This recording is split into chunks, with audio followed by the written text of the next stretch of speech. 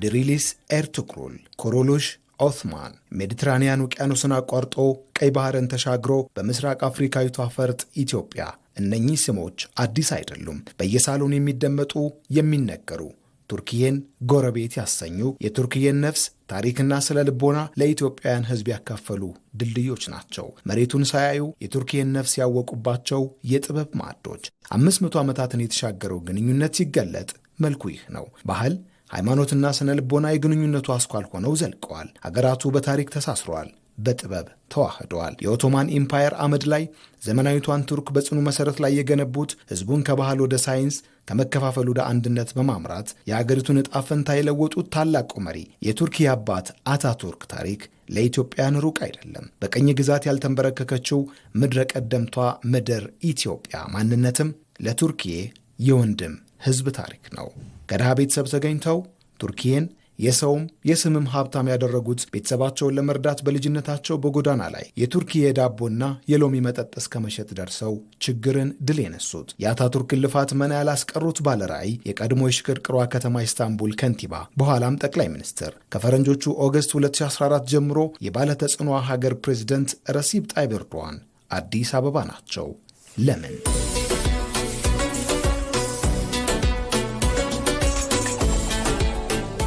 ተንታኞች እንደሚሉት በ16ኛው ክፍለ ዘመን የኦቶማን ግዛት በቀይ ባህር አካባቢ ያለውን ተጽዕኖ ለማስፋት ሲንቀሳቀስ ከሐረር ኤሚሬት ጋር ቀጥተኛ ግንኙነት ፈጠረ።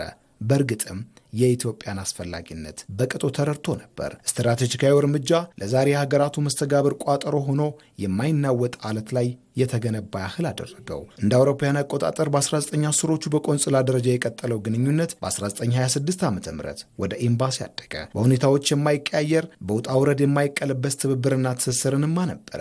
ታሪካዊና የልብ ወዳጅም አሰኛቸው።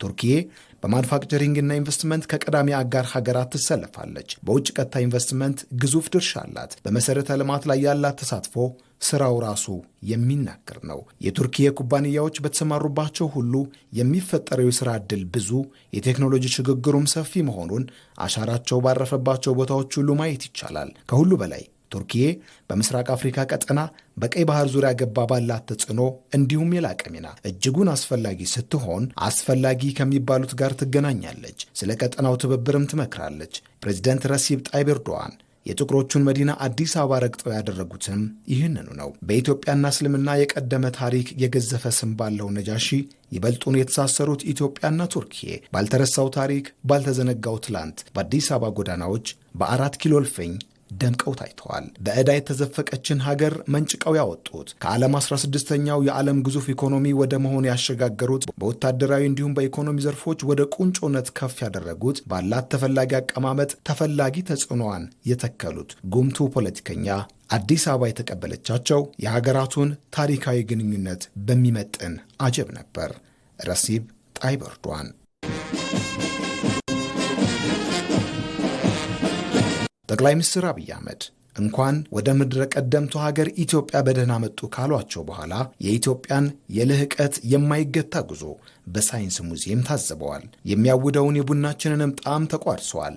ተሻግረው የጥቁር ሕዝቦች ሁሉ ጽኑ የነጻነት ሐውልት በሆነው የታላቁ አድዋ ድል መታሰቢያ ሙዚየም ተገኝተውም የአበባ ጉንጉን አስቀምጠዋል። ታሪክ፣ ትስስር፣ ስትራቴጂካዊ አጋርነት ከፍታውን ጠብቆ ሞገሱን አልቆ የተፈጸመው አቀባበል የሚናገረው እውነት ይህንኑ ነው።